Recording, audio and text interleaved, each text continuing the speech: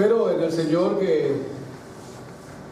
que observemos, para la gloria de Dios, que esta marca se encuentre entre nosotros y que la fortalezcamos, que deseemos que sea cada vez más evidente, que nos motive, que nos inspire, que deseemos que otros creyentes bendigan a Dios por causa nuestra, que otros creyentes eleven expresiones de gratitud y de alabanza a Dios por causa nuestra.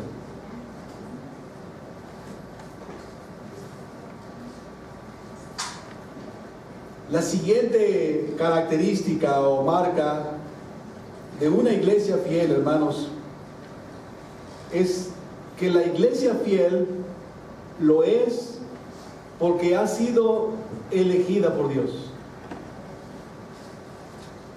La iglesia fiel lo es porque ha sido elegida por Dios. La evidencia de una iglesia fiel descansa en esta verdad inmutable. Qué consuelo, qué aliento, de verdad saberlo. Fue para mí y creo que lo fue para Emanuel en Nuevo Progreso. Hemos de procurar ser fieles, pero ¿cómo serlo con esta fragilidad? ¿Cómo serlo con estos elementos? ¿Cómo serlo nosotros? La iglesia fiel lo es porque ha sido elegida por Dios. Pablo tenía gran interés y carga en su corazón por los hermanos de Tesalónica. Tuvo a bien, sin duda alguna, lo comentaron y acordaron que iría Timoteo a Tesalónica para conocer el estado de la iglesia, cómo se encontraban los hermanos en Tesalónica. Los pastores tenemos nuestras dudas, de nosotros mismos también. Pablo tenía preocupación que el tentador sedujera a los hermanos de Corinto y los apartara del camino. Ya tenía experiencia con los hermanos de Galacia, que habían sido desviados y sacados de la senda. Así que en esta ocasión deciden enviar a Timoteo. Y cuando Timoteo regresa y entrega su informe, Pablo, hermanos amados, se regocijó. Pablo se llenó de alegría, pues confirmó que la fidelidad de los hermanos en Tesalónica ponía en evidencia no sus talentos, no sus habilidades, no sus cualidades, su diligencia. Ponía en evidencia que Dios la había escogido. Y él dice eso, hermanos. Antes veamos el reporte de Timoteo. El reporte de Timoteo se encuentra en 3, 6 y 8. Pero cuando Timoteo volvió de vosotros a nosotros y nos dio buenas noticias de vuestra fe y amor, obra de fe y trabajo de amor, y que siempre nos recordáis con cariño, deseando vernos como también nosotros a vosotros. Por ello, hermanos, en medio de toda nuestra necesidad y aflicción fuimos consolados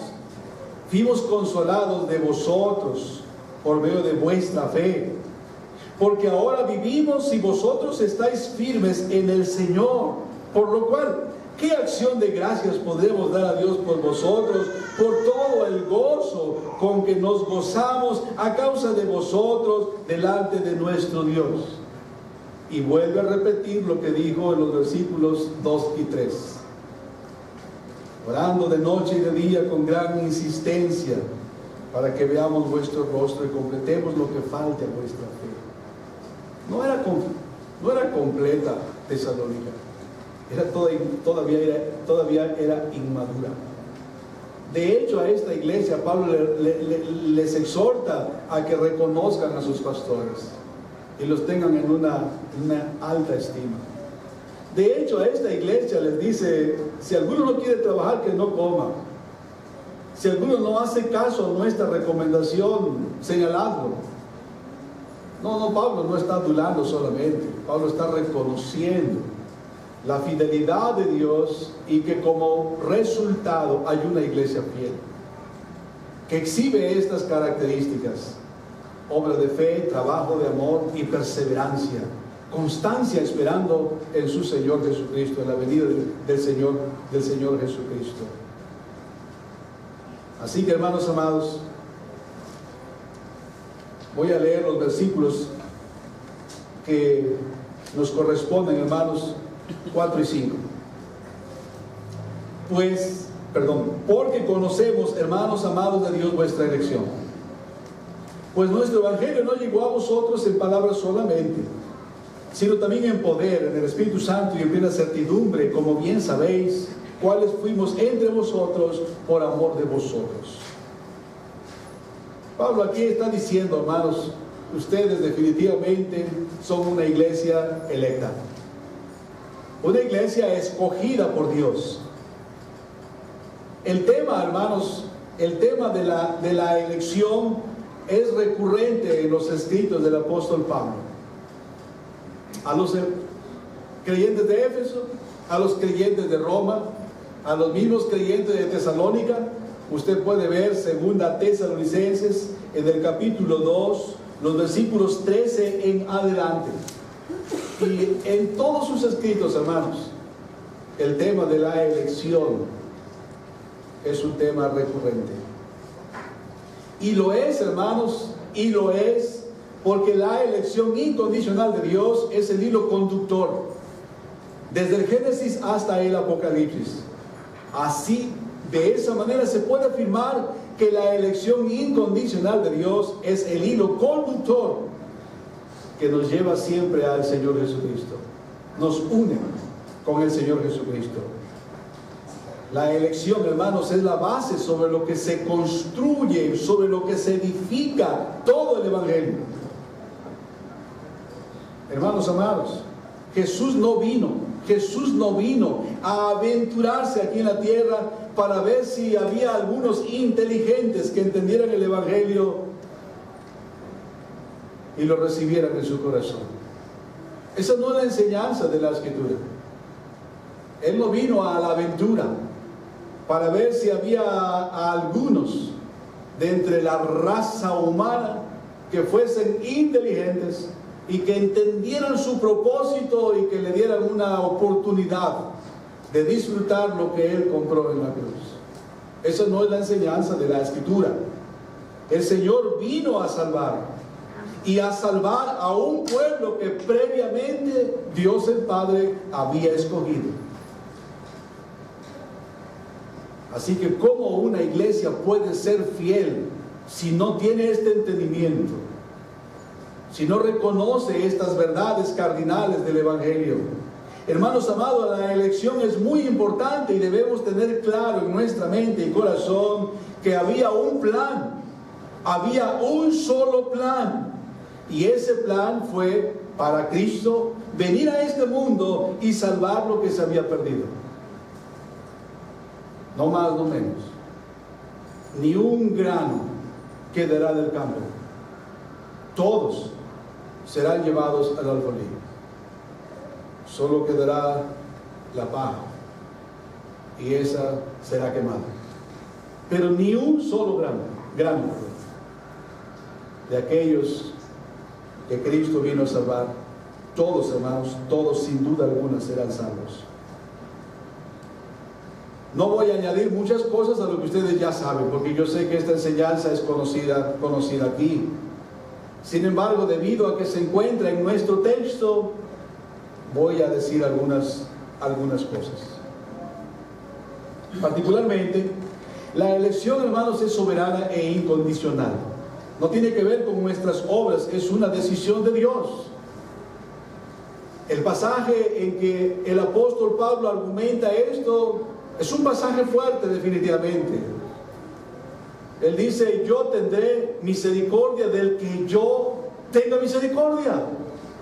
Para eso soy Dios, ¿no? Para eso yo soy Dios. Yo tendré misericordia del que tenga misericordia. ¿Trabajan ustedes en alguna jurisdicción? ¿Han oído alguna vez a algún jefe dar alguna indicación y decirle, pues yo soy la autoridad aquí? ¿Qué esperabas? Madres queridas, madres amadas, no permitan que sus hijos les den indicaciones. Que ellos no lleven la agenda. Permítanlo y lo sufrirán, lo lamentarán. Para eso son madres.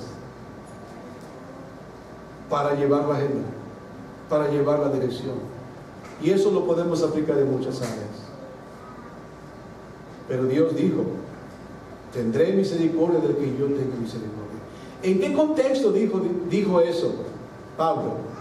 ¿Cuál es el pasaje que él trae a colación? Estoy suponiendo que eso ustedes lo conocen. Está trayendo un pasaje de Éxodo 33, hermanos. Pero ¿qué pasó en Éxodo 32? Bueno, en Éxodo 32 es un capítulo muy conocido. Moisés y Josué estaban con Dios en la montaña. El pueblo se desesperó, se asustó y dijo, ¿quién nos va a cuidar? Veamos, ya sé, hagamos algo que nos cuide. Y le dijeron a Aarón. Y él dijo, bueno, pues tráigame todo lo que tengan. Ni tardos ni perezosos. Y pronto tuvieron lo que les cuidaría. Ustedes saben qué provocó eso, ¿no? En ese contexto, queridos hermanos, en ese contexto, cuando Moisés gemía y clamaba, Dios, ten misericordia de ellos. Hermanos, si Dios hubiese exterminado a Israel, hubiese sido justo, porque eso era lo que ellos merecían. Pero Dios decidió tener misericordia. Dios se glorificó siendo justo con algunos, y Dios se glorificó siendo misericordioso con otros. El antagonista imaginario de Pablo está diciendo, es que Dios es injusto. Yo no puedo entender a un Dios que escoge a unos y pasa por alto a otros. ¿Y por qué? Él es Dios. ¿Debe acaso pedirte explicación? ¿Debe acaso pedirte permiso? No sería Dios. Y no queremos un Dios así. Ya hemos tenido esos, ¿no? Los poníamos en una repisa o en otra repisa, en el lugar más apropiado. O le poníamos una mantita para cuando no queríamos que nos vieran. Ya hemos tenido de esos. Eso se maneja muy fácil. Pero el que ahora tenemos, queridos hermanos, hemos de temblar delante de Él. Amén. Hemos de rendirle tributo y adoración con temor y con reverencia. Así que lo primero que tengo que decir es incondicional. Él tiene misericordia. Entonces, ¿por qué inculpa? Dice el antagonista. Entonces, ¿por qué inculpa? Ah, hombre, ¿quién eres tú para altercar con Dios? ¿Te parece razonable? ¿Piensas que es razonable que una vasija le diga al alfarero, ¿por qué me has hecho así? ¿No tiene Él potestad de hacer de la misma masa? No somos mejores que nadie, hermanos. Es una sola masa. Y de esa masa Él quiso hacer algunas vasijas para honra. Para eso Él es Dios. Gracias a Dios que nos escogió, que nos amó desde antes de la fundación del mundo. Y del cumplimiento del tiempo nos hizo conocer cuánto nos amó. También tengo que decir que es una decisión inmutable y efectiva. Inmutable, eficaz, soberana, incondicional, inequívoca. Yo no pensaba escoger a ella, pero bueno, veo que respondió bien, me quedo con ella. No es así, queridos hermanos. En ese contexto Moisés decía, ráeme de tu libro que escribiste. Amados hermanos, el libro, hermanos, es personal, inminentemente personal. Aquí se habla de la historia tuya. Tú estuviste registrado si eres un cristiano. Si eres un cristiano. Si has reconocido tus pecados, si confías en Jesucristo como tu Señor y Salvador, asómbrate, maravíllate. Tu nombre se escribió desde antes de la fundación del mundo.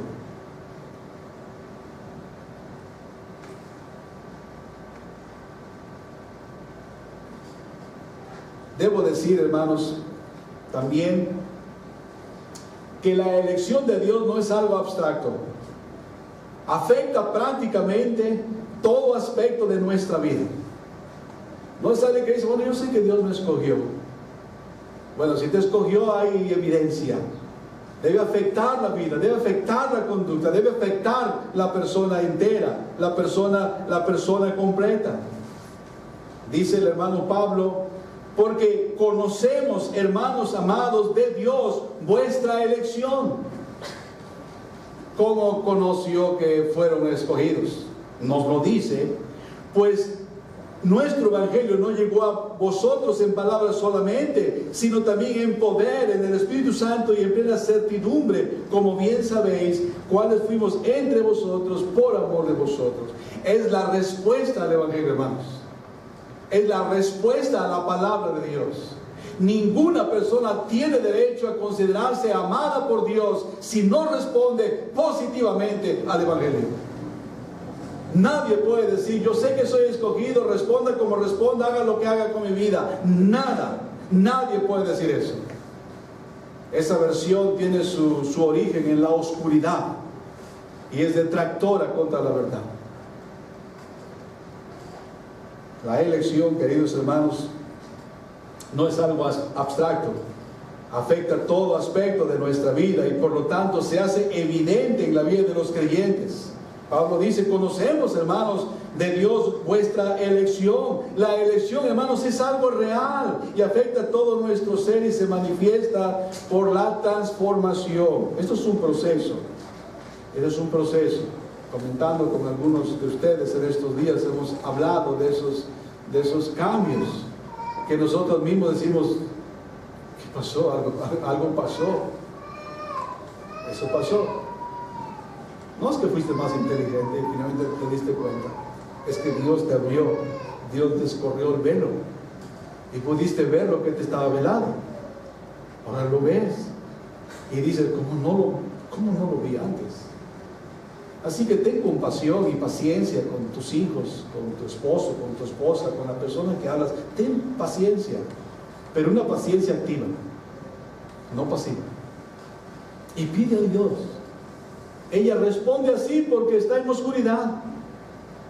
Ella se conduce así porque no tiene la vida que Dios te ha dado a ti todavía. Oh, que Dios la concediera también a ellos. Pablo habla, hermanos, de las implicaciones de la elección. Pablo dice a los creyentes de Éfeso en los versículos, capítulo 1, los versículos 4 y 6, según nos escogió en Él antes de la fundación del mundo, para que fuésemos santos y sin mancha delante de Él, habiéndonos predestinado para ser adoptados hijos suyos por medio de Jesucristo, según el puro afecto de su voluntad, para alabanza de la gloria de su gracia, con la cual nos hizo aceptos en el amado. ¿Cómo saber que yo soy elegido? Porque te ocupas de esto, querido. Porque te ocupas de esto. Hablando de esto mismo, de las implicaciones, oigan lo que Pablo dice a los creyentes de Colosas, capítulo 3, y los versículos 12 a 17. Vestíos pues como elegidos. Aquí dice escogidos. Vestíos pues como escogidos de Dios. Y no dice color, no dice textura de tela, no dice largo, no dice nada de eso. Pero todos podemos vestirnos como escogidos de Dios, santos y amados, de entrañable misericordia. Misericordia es un buen vestido. Benignidad cubre la desnudez del alma. De humildad, hermosea a una alma. De mansedumbre, de paciencia. soportándoos unos a otros y perdonándoos unos a otros, si alguno tuviere queja contra otro, de la manera que Cristo os perdonó, así también hacedlo vosotros. Y sobre todas estas cosas, vestidos de amor, que es el vínculo perfecto, y la paz de Dios gobierne en vuestros corazones, a la que asimismo fuisteis llamados en un solo cuerpo, y sed agradecidos. La palabra de Cristo mora en abundancia en vosotros, enseñándoos y exhortándoos unos a otros en toda sabiduría, cantando con gracia en vuestros corazones al Señor, con salmos e himnos y cánticos espirituales. Y todo lo que hacéis es de palabra o de hecho, hacedlo en el nombre del Señor, dando gracias a Dios Padre por medio de Él. Aquí tenemos la palabra escogidos y tenemos la palabra llamados. Es así como se conocen los elegidos, vistiéndose, manifestando esas características. No es decir, yo ya entendí los 5 puntos de la doctrina reformada y wow, qué bendición esa verdad. Es bueno eso, pero eso no es todo. Vistamos como escogidos de nuestro Dios y Señor. Pablo dice, Dios nos eligió para la alabanza de la gloria de su gracia. Fuimos salvos para eso, rescatados para eso. Teníamos una forma vana de vivir y fuimos rescatados para que ahora vivamos con propósito, y no como dice Rick Warren, pero con propósito que describe Dios en su palabra, con el propósito que leímos hace un momento en Efesios. Pero al mismo tiempo, hermanos, esta verdad es la que más choca con nuestra naturaleza humana. Choca contra nuestra naturaleza humana. Y a la carne, hermanos, le enfada, le incomoda. ¿Por qué? ¿Por qué pasa eso? Bueno, esencialmente porque choca con nuestro orgullo, y eso no podemos aceptarlo. Por eso la elección o la enseñanza de la elección en muchas iglesias lamentablemente no se enseña. No se enseña, hermanos. Se quiere dejar un espacio para el mérito humano.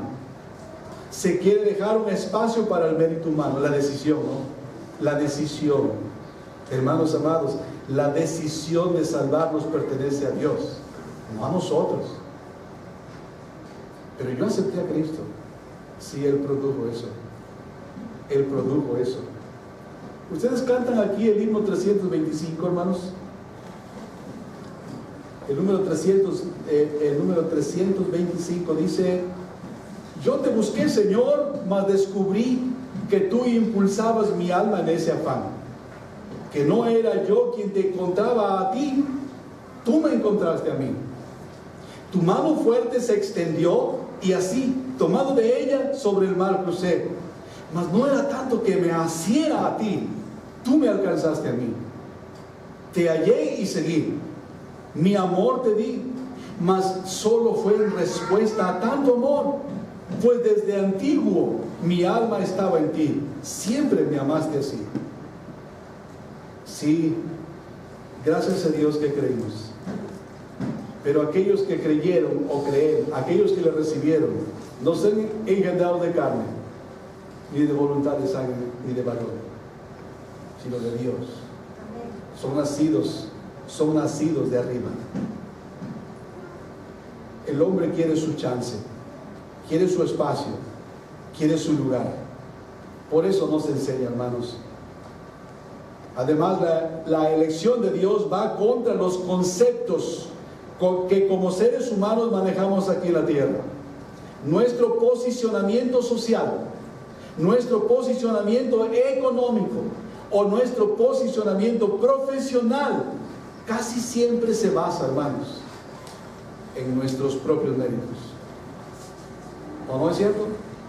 Estudia, sé diligente, sé responsable, vas a alcanzar algo, vas a ser alguien. Sigue en esa ruta. Y no estoy diciendo que no debemos seguir esa ruta, sí funciona para abajo del cielo, sí funciona.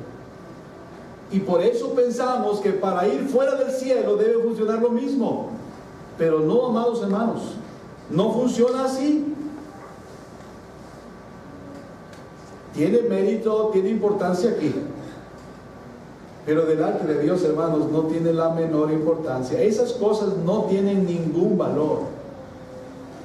He compartido con los hermanos Nelly y David las experiencias que vivimos, Miriam y yo, en la sierra. Vivimos, yo 6 años y medio y con Miriam 2 años y medio. Y conviví con gente, hermanos, de verdad, hermanos, sin educación, en el sentido que se entiende, sin lecturas, sin libros, sin escrituras, sin maestros, sin nada, solamente hablando su dialecto. Y yo fui realmente reprendido y muy bendecido por ver la fe de esas personas, la creencia de esas personas, creyendo en Jesucristo como su Señor y Salvador, creyendo que ahora su vida debería de ser para alabar a ese Dios que les ha dado a Cristo como su Salvador, pero todas las demás cosas. Sí vale entre nosotros la educación, el mérito, el esfuerzo, sí, hermano, pero no sirve delante de Dios. Esas cosas no tienen mérito delante de Dios. ¿Por qué Dios escoge entonces a algunos? No lo sabemos, hermano, yo no lo sé. Después le preguntan a los hermanos pastores, pero yo no lo sé, queridos hermanos. Dios no nos permite saberlo. A mí no sabemos. La decisión estuvo en Él. A Él le plació así. Y dice un pasaje, no depende del que quiere ni del que corre, sino de Dios que tiene misericordia. Oh, qué bueno que Dios tuvo misericordia de nosotros. Pero hermanos, en verdad hay un choque frontal entre la elección de Dios y los méritos humanos. Y repito, esto ha contribuido para que en algunas iglesias esta verdad no se enseñe, o que incluso se niegue o se maquille, se presente en una manera que no es. Por ejemplo, la presentan muy brevemente. Ellos dicen que Dios miró que tú habrías de creer en Él, y debido a que Él supo que tú creerías en Él, Él decidió escogerte. Ese es un pecado, hermanos. Ese es un pecado. Es un pecado terrible tratar de tomar la gloria que corresponde a Dios en la salvación de los pecadores, hermanos. ¿Cuánta razón tuvo Jonás, hermanos? Y qué experiencia tuvo que vivir para poder reconocerlo. La salvación pertenece a Dios. Por diseño, por ejecución, por aplicación, la salvación de los pecadores es obra de Dios. Oh, qué bendición, hermanos, que seamos salvos por la gracia de Jesucristo. Sigamos fieles, hermanos. Esto es lo que nos sostiene, es el fundamento, hermanos. Sobre esto edifiquemos todo lo que sea posible edificar, con los materiales que Él nos ha dado, con los recursos que Él nos ha dado. Pero este es el cimiento. John Piper dice lo siguiente: probablemente la corrupción más profunda que todos hemos heredado desde la caída es que creemos y sentimos que la felicidad y la vitalidad provienen de la alabanza que nosotros, dice Piper, de la alabanza que recibimos en vez de la alabanza que damos a Dios. El hombre considera que su grado de importancia tiene que ver con lo que ha logrado y con la alabanza que recibe, o el reconocimiento que recibe de sus padres, de su jefe, del pastor, de los amigos, de quien sea. ¿A poco no nos sentimos como sapos así cuando alguien dice, wow, qué sermón tan excelente usted dio, pastor, este día? Qué bendición para mí. Sentimos que eso es lo que nos llena de satisfacción.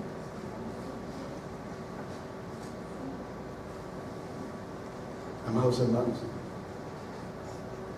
dice el pastor Piper, Esa es, si se puede decir, esa es la mayor corrupción que nosotros hemos heredado. Pensamos y sentimos que nuestra realidad como seres humanos tiene que ver con la alabanza que recibimos y no con la alabanza que debemos dar a Dios. Y alabar a Dios, hermanos, libera, bendice, fortalece, obtiene grandes resultados. Nosotros hemos estado estudiando los salmos y estamos terminando, nos faltan 2 salmos para terminar 150 salmos. Y a partir del Salmo 145 para el final, hermanos, se conoce como los salmos de los aleluyas. Yo decía a los hermanos que es como, en todos los salmos podemos ver como un río, donde fluye la alabanza y la adoración y la gratitud a Dios, el reconocimiento de quién es Dios y todo lo que Él hace en beneficio de toda su creación. Y les digo a los hermanos, 145 a 150 es la cascada. Es el espectáculo más hermoso. Y cómo Dios es alabado y bendecido por sus criaturas y alabado por los redimidos. Estamos acostumbrados a oír y pensar que las oraciones obtienen respuestas maravillosas de Dios. Y yo he enseñado a mi iglesia que la alabanza, queridos hermanos, la alabanza a Dios también tiene respuestas de cosas, hechos maravillosos de Dios, extraordinarios, porque fuimos creados para la alabanza de su gloria. El fin principal del hombre es alabar a Dios, y mientras lo hace, será feliz. Mientras lo hace, será realmente realizado como ser humano.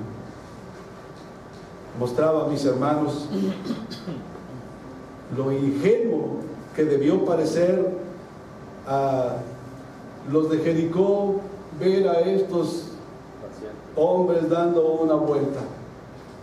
¿Qué pasó? No, nada, dieron una vuelta. No intentaron atacar, no se organizaron un escuadrón, no, nada, dieron una vuelta y se fue. Otro día, ahí viene.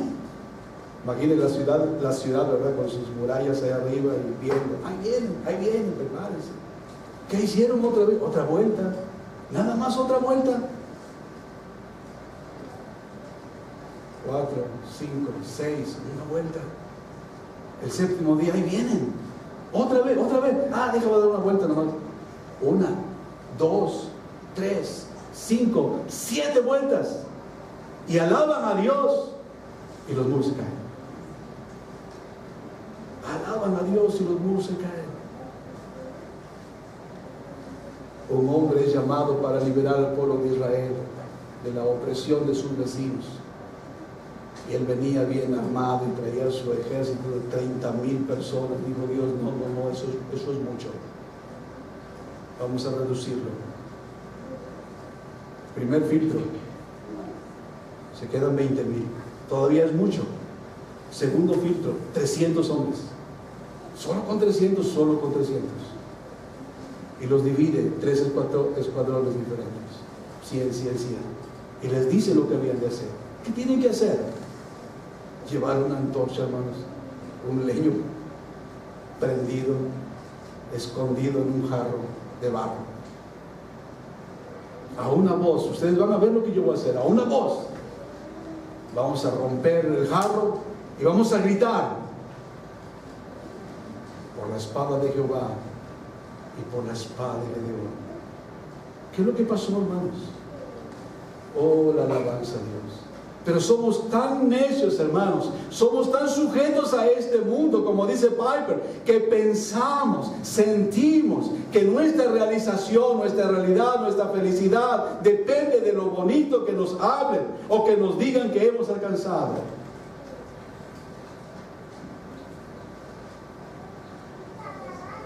Pensamos, dice Piper, que el bienestar espiritual proviene de la importancia que se nos da, en lugar de pensar que proviene de la liberación de esa necesidad de sentirnos importantes.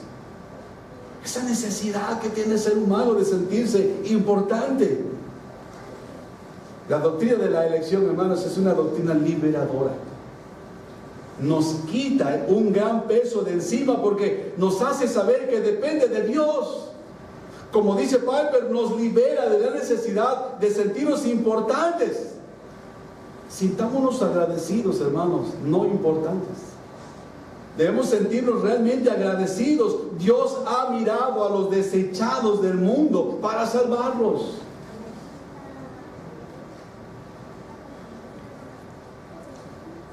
¿Usted sabe por qué las redes sociales como Twitter o Facebook o Instagram son tan populares? Yo soy analfabeta en ese sentido. Pero tuve que preguntar para saber acerca de los usos y costumbres del Facebook, del Twitter e Instagram. ¿Por qué tiene tal crecimiento? ¿Por qué tal aceptación? Por poco y me desdigo de esto, porque ayer fui testigo del beneficio, así que no estoy para decir quién soy yo, no estoy para decir que no se debe utilizar. Si puedo decir algo y sirve, debe usarse con medida, con control, y cuidemos a nuestros niños. Ayer me di cuenta del uso de esa red y la comunicación que se puede tener y la utilidad que se recibe. Pero yo hablo de otro uso exagerado, que seguramente aquí no hay ninguno que lo hace. Pero si alguna ocasión ustedes trataran con alguien que lo hace, usted debe de pensar, pues no voy a caer en eso. ¿Por qué ha tenido tal crecimiento? ¿Por qué ha tenido tan grande aceptación? Lo tiene, en mi humilde opinión, porque es un escaparate para mostrarnos, para que seamos reconocidos. Muchos hacen la función de sus propios paparazzis. Muchos hacen la función de sus propios paparazzis. El mostrarse a los demás. Es decir, es mostrarse a los demás y es decir, aquí estoy.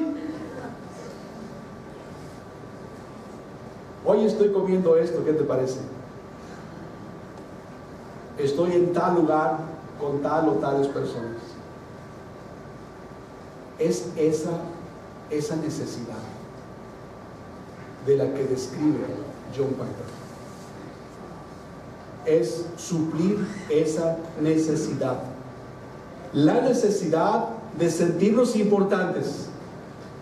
Hermanos, no tenemos que sentirnos importantes. Sintámonos agradecidos y mediante esa gratitud sirvamos a Dios con temor y con alegría. Con temor y reverencia, como dice Hebreos 10.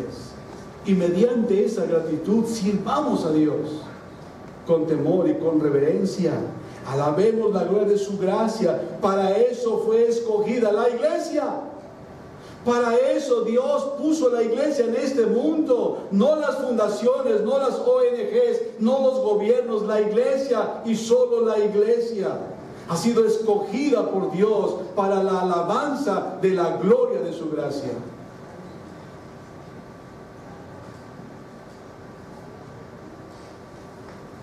Qué bendición saber que somos una iglesia escogida por Dios. Amén. Y que sobre ello se puede edificar todo lo demás. Además de esto, hermano, la doctrina de la elección provee un profundo consuelo para nuestro corazón. El consuelo de saber que aunque somos pecadores, o seamos los pecadores más indignos y hayamos cometido los más terribles pecados, si el Señor nos escoge, eso significa que Él perdonará todos nuestros pecados. Todos nuestros pecados serán lavados en la sangre de Cristo, y eso trae consuelo para nuestras almas, hermanos.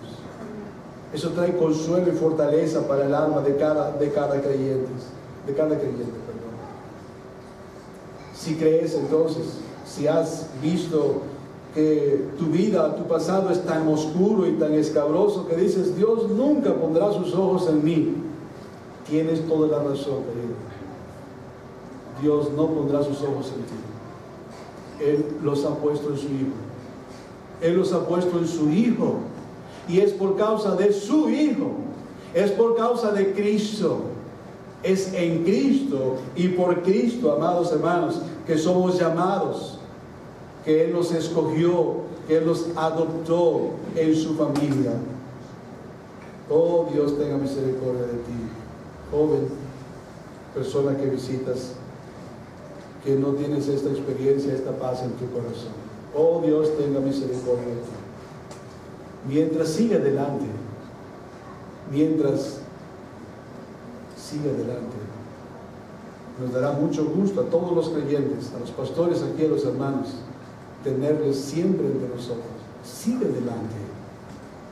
Quiera el Señor un día abrir tus ojos y traerte a Él. Mientras, querida iglesia, recordemos que el instrumento que Dios utiliza es la predicación del Evangelio.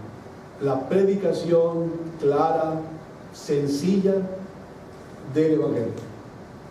Pablo lo dice así: pues nuestro Evangelio no llegó a vosotros en palabras solamente, sino también en poder, en el Espíritu Santo y en plena certidumbre, como bien sabéis, cuáles fuimos entre vosotros, por amor de vosotros. Ah, qué bendición, qué maravilla.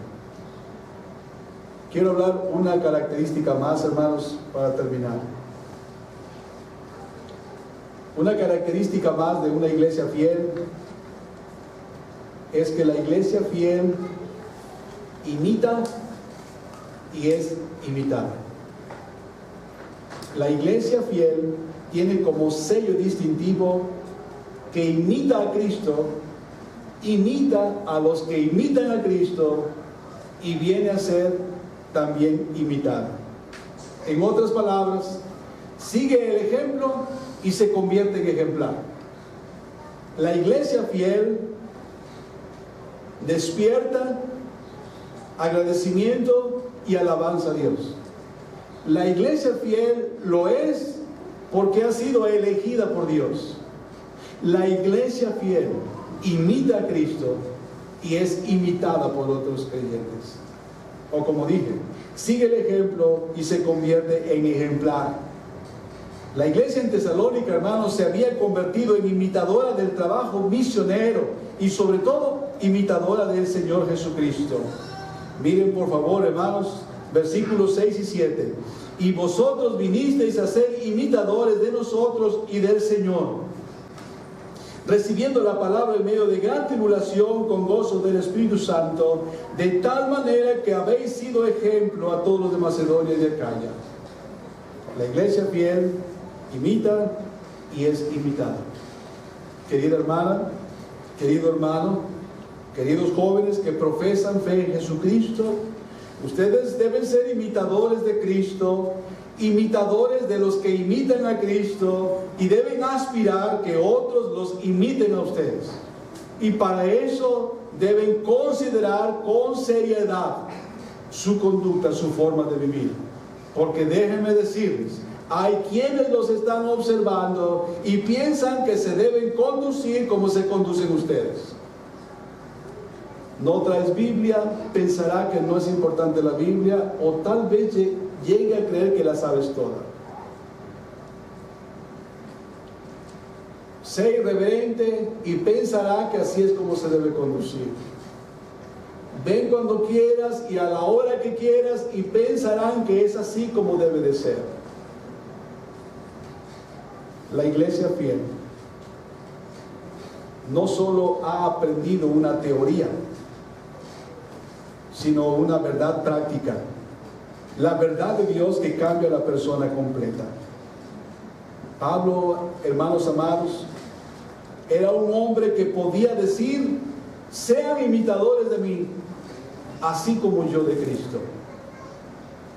A veces oímos, a veces decimos Hermano, no pongas tus ojos en mí porque yo solo soy un hombre y puedo fallar. Y eso hasta cierto punto, queridos, es bueno. En cierto sentido, eso es verdad. No pongas tus ojos en mí porque yo solo soy un hombre y puedo fallar. Cuando lo decimos en el sentido de avisar al hermano que su fe debe de estar puesta solamente en Cristo, es bueno. En ese sentido es bueno. Pero a veces, y son las más veces, a veces lo decimos como queriendo justificar o disculpar nuestra conducta pecaminosa. A veces decimos o oímos decir: no te fijes en mí, o no pongas tus ojos en mí, ponlos en Cristo, porque estamos disculpando o encubriendo nuestra conducta que en verdad no trae honor al Señor. Y eso, por supuesto, hermanos, es malo. Hermanos, no me imiten a mí porque yo no imito a Cristo. Dios nos guarde, ¿no? Dios nos guarde. Una madre a su hija: no te fijes en mí, yo no sigo a Cristo tampoco. Dios nos guarde, hermanos y hermanas.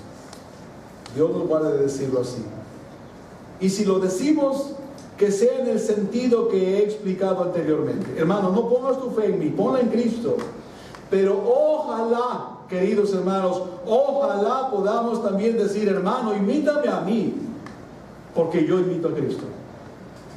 Que tú te puedas parar delante de tus hijos, que te puedas poner delante de otros hermanos: míreme, sígame, vámonos en ese sentido, esta es la senda. Eso es lo que está pasando con esta iglesia fiel. Imita a Cristo, imita al grupo misionero. ¿Recuerdan ustedes cómo inició la iglesia en Tesalónica? Tesalónica es vecina de Filipos. Fue después de que estuvieron en Filipos y Dios obró extraordinariamente la liberación de Pablo y Silas, mientras ellos alababan a Dios, cantando al Señor allá en el cepo, en el fondo de la cárcel. Y Dios los puso fuera.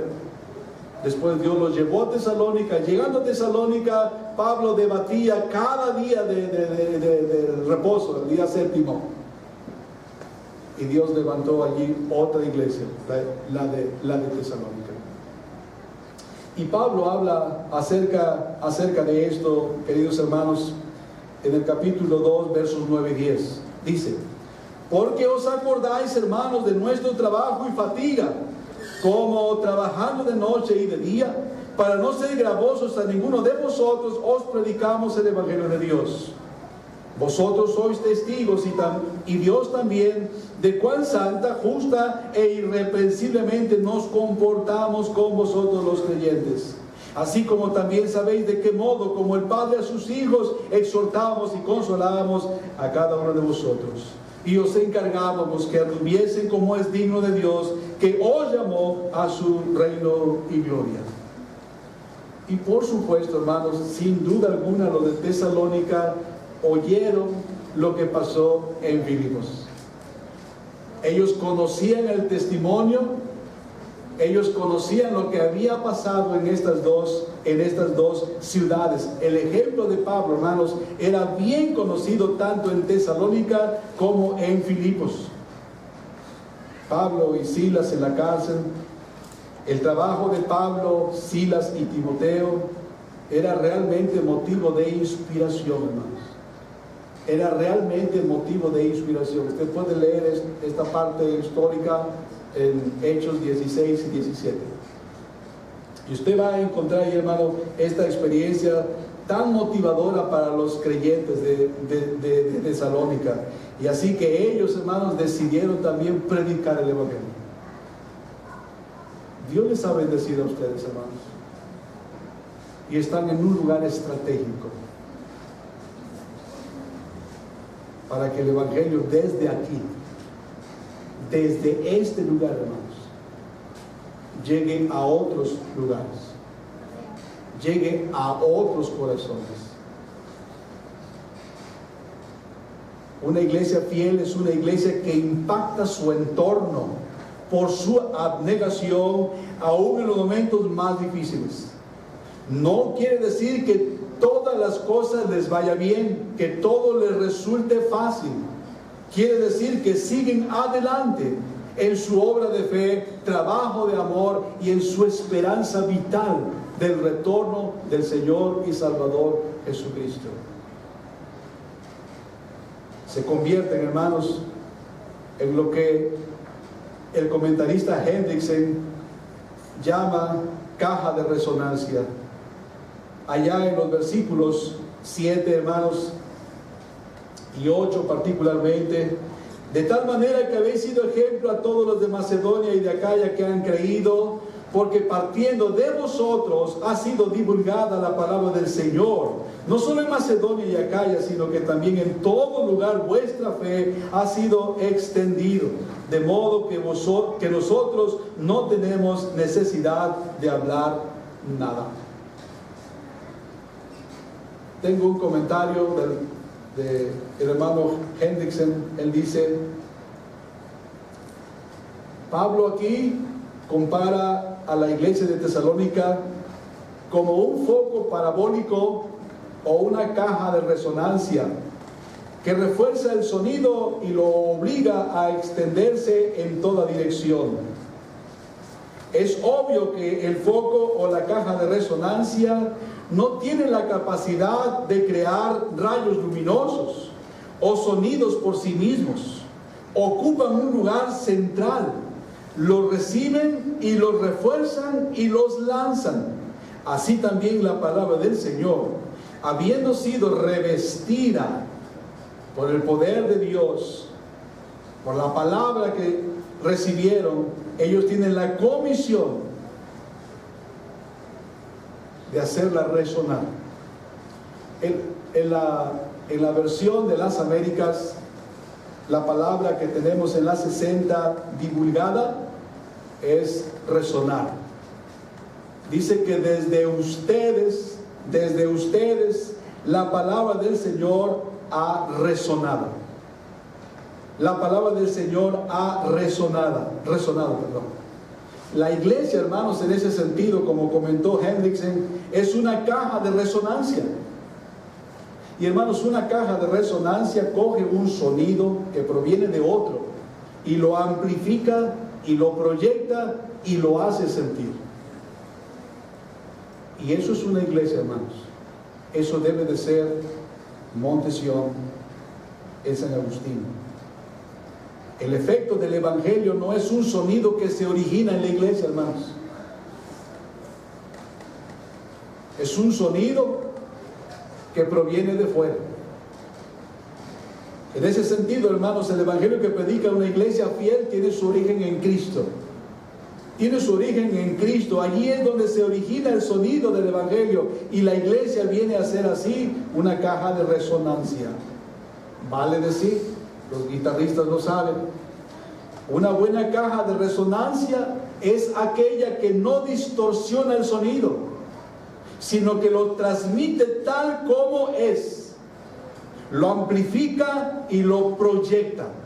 Esa es la caja, esa es la función de una caja de resonancia, queridos hermanos. Y esa es la tarea de una iglesia fiel: proyectar el santo evangelio que proviene de Cristo, dándolo a conocer sin ninguna distorsión, sin diluirlo, sin rebajarlo, sin disminuirlo. La verdad, porque la verdad es la que hace libre a quien la oye y quien la abraza. Verdadera libertad. Esto es lo que Pablo, hermanos, alaba. Esto es lo que Pablo alaba de esta iglesia, que tiene obra de fe, trabajo de amor, esperanza en el retorno de Jesucristo. Todo eso se edifica, se sustenta en que ha sido elegida por Dios. No solamente se convierte en imitadora, sino que además, hermanos, es imitada por los demás. Y está cumpliendo la función, hermanos, de propagar el evangelio. Qué maravilloso esto, hermanos. Ustedes que conocen la geografía bíblica saben, hermanos, que en ese entorno estaban todas aquellas ciudades importantes como Filipos, Corinto, entre otros, hermanos. Y Tesalónica era un lugar central. Y dice el hermano Pablo: porque partiendo de vosotros ha sido divulgada o resonada, según la versión de las Américas, la palabra del Señor, no solo en Macedonia y Acaya, no solo en San Agustín, en Torreón, en Matamoros, en San Pedro, en Gómez, en Lerdo, y como dicen, y en los puntos intermedios. Ha sido divulgada. La palabra de Dios resuena desde esta caja de resonancia. Somos nosotros, queridos hermanos, somos la iglesia de Cristo, que ha sido comisionada para llevar el Evangelio. Porque ellos mismos cuentan de nosotros la manera en que nos recibisteis y cómo os convertisteis de los ídolos a Dios para servir al Dios vivo y verdadero. Me gusta mucho esto que dice Pablo en el 8, de modo que nosotros no tenemos necesidad de hablar nada. Van bien, queridos hermanos. En mi humilde opinión, van bien. No son una iglesia perfecta. No son una iglesia completamente madura. Pero es bueno recordar, salvaguardando la gloria y el honor que corresponde a nuestro amado Salvador, es bueno celebrar y es bueno reconocer cuando una iglesia, por la gracia de Dios, está siendo fiel. Van bien, hermanos. Continúen. Y tú, querido hermano, tu querida hermana, si no has tomado tu lugar, tómalo. Únete y cumple el propósito para el cual Dios te salvó, si te salvó. Y si no, clama y pide a Dios que te haga uno de los suyos. Cree en Él, para la gloria suya. Cree en Él. Oramos.